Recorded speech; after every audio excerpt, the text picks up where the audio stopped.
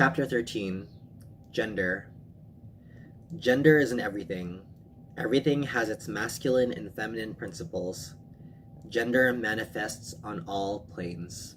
The word gender comes from the term generate. The word gender comes from the word generate, that is, to create, to beget from oneself, to produce something.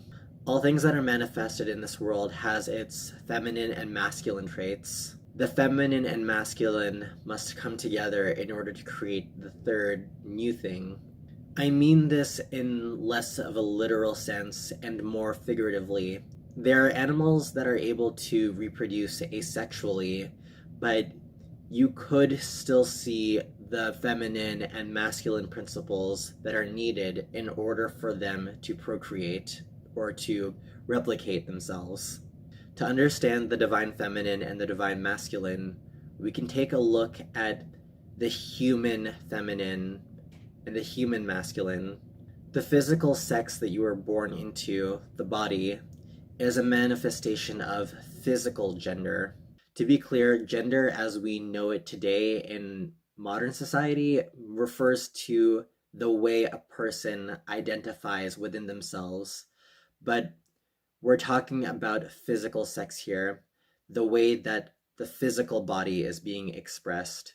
Penises are considered masculine and vaginas are considered feminine. As a symbol, the penis goes out, it protrudes and pierces, and it begets from itself the seed. The vagina, the yoni, will take in, it holds, and it nurtures. These are symbolic and literal expressions of the divine masculine and divine feminine energy. We can also think of this in terms of physical objects. In other languages like French and Spanish, the spoon is considered feminine and the fork is considered masculine. The reason for this is because the spoon holds while the fork pierces. That is just one example in language, but there are many others that exist out there. The example that the book gives goes to the scale of the atom. It talks about how the nucleus of the atom is considered positive, while the electrons that swirl around it are considered negative. The positive nucleus seems to exert a certain type of dominance over the electrons that happen to swirl around it. When the positive nucleus and the negative electron work together, they create the atom, the element that it is meant to be expressed as. On the atomic scale, there's actually a lot of space between the nucleus and the electron. There's actually so much space that it's comparable to the space between our star and our planet. Even though there is this much space, it is that negative electron moving around in that area of probability that creates the illusion of matter, the illusion of being solid.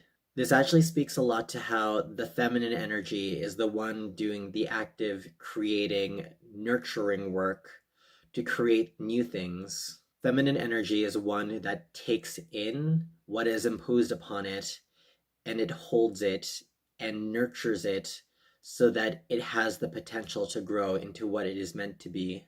Working with divinely masculine and feminine energies together is how we create things in this physical world, in the mental, emotional world, and spiritually too. Everything that exists in our world is in some way by the manifestation of gender, the interplay between divine feminine and divine masculine.